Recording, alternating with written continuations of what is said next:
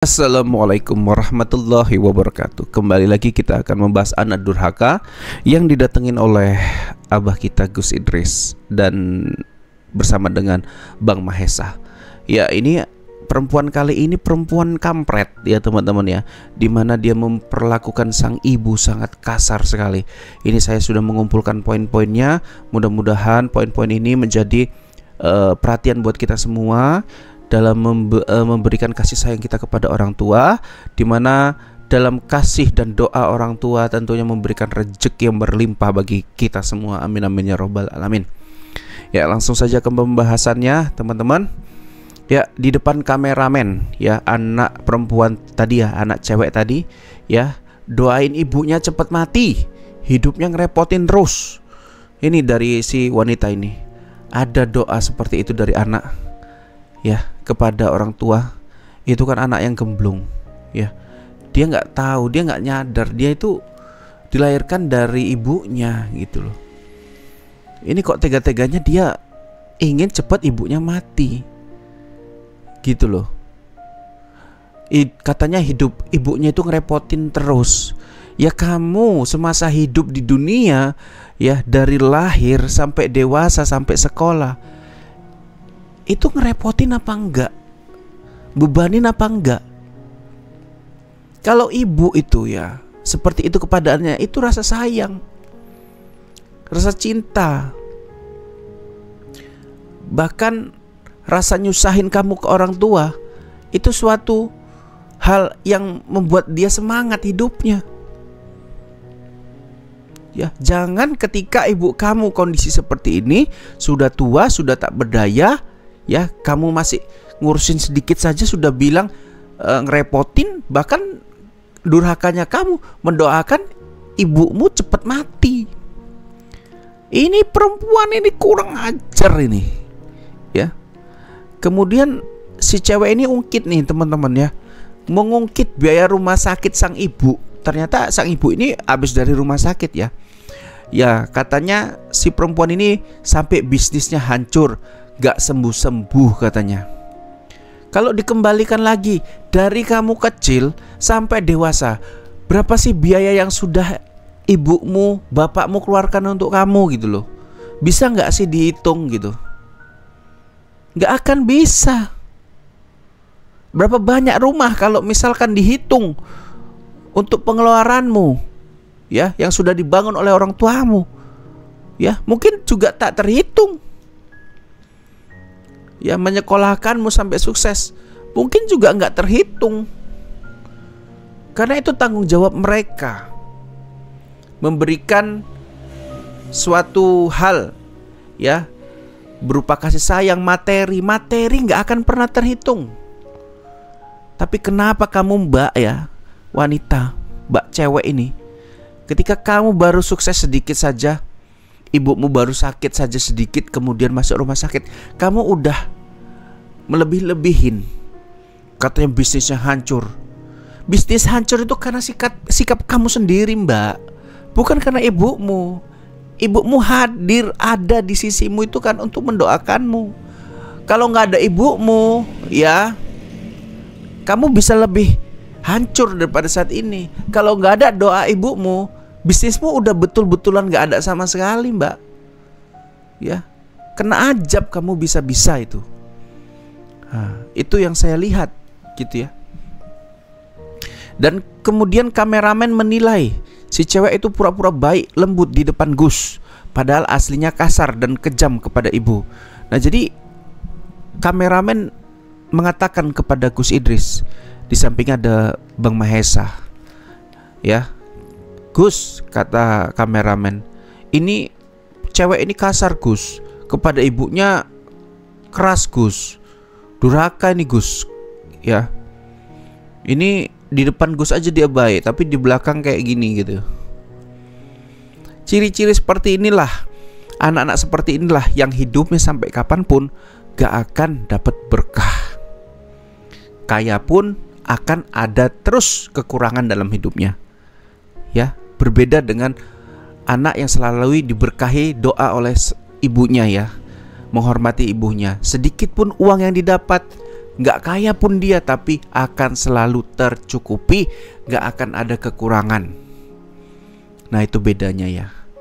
Nah kemudian ya, pada saat Gus Idris mau keluar ya, tiba-tiba itu Kiai Yusuf itu muncul teman-teman ya.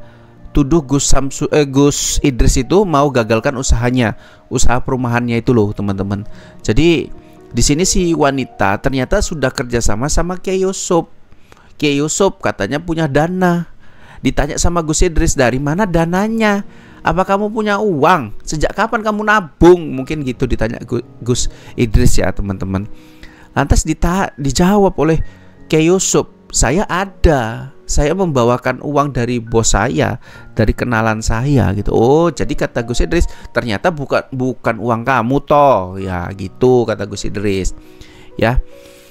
Kemudian ya teman-teman, sudah panjang lebar ini pembicaraan ini. Kemudian Gus Idris itu minta kerjasamanya dibatalin aja, karena ada Kiai Yusuf dalam investasi perumahan dari si perempuan cantik tersebut.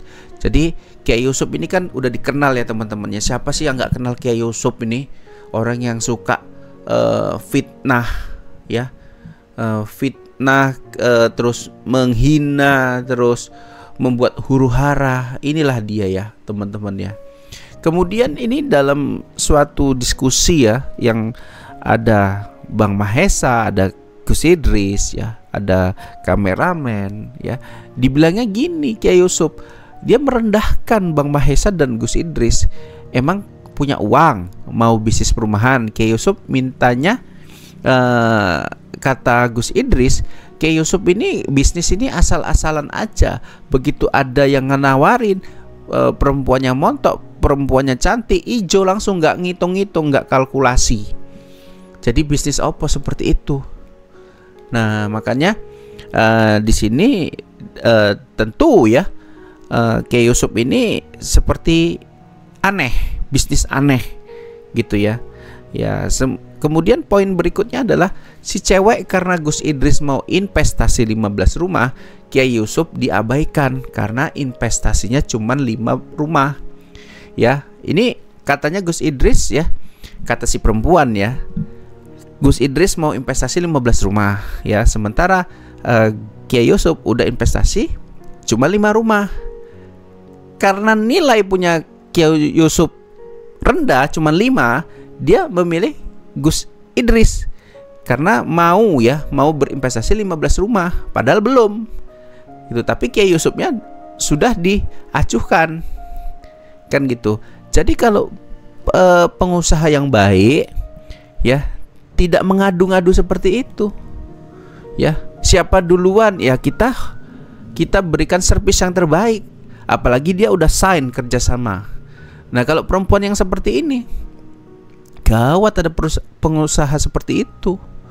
Kita bisnis ya bisnis gitu, menyampingkan hal pribadi. Kalau Gus Idris kan jelas dia belum menanamkan investasi.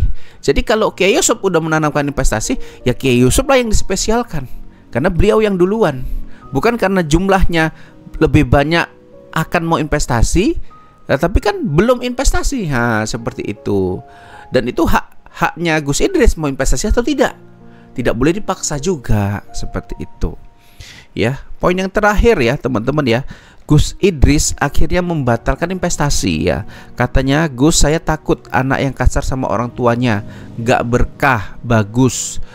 Kemudian dia bilang ya, Gus Idrisnya bilang ya, sebaiknya Mbak investasi sama Kiai Yusuf aja ya, karena dia nggak tahu siapa sebenarnya Mbak gitu.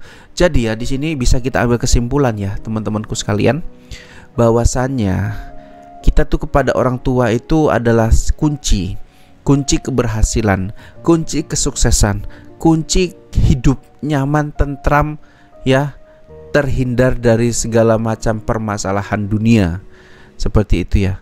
Tapi si perempuan ini karena dia kasar ya, sering membuat nangis sang ibu, maka ya itulah yang menyebabkan usahanya tadi perlahan-lahan akan hancur, akan kolaps. Nah ini jadi perhatian semua sama teman-teman yang punya orang tua, yang jauh dari orang tua, yang yang masih ada hidup orang tuanya, tapi nggak merasa orang tua nggak ada, ini harus diperbaiki. Kalau nggak, kehidupan kita akan ada ganjel, akan ada pembatas rezeki tadi. Udah hemat nih, nggak kaya-kaya ya, banyak uang nih dapat, tapi habis terus. Nah, seperti itulah yang bisa dirasakan buat teman-teman semua.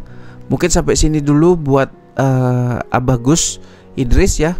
Mudah-mudahan jangan terlena dengan 40% dari tawaran si wanita itu, bisa jadi itu jebakan maut ya, seperti itu.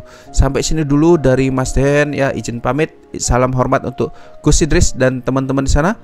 Wabillahi taufik wal hidayah. Assalamualaikum warahmatullahi wabarakatuh.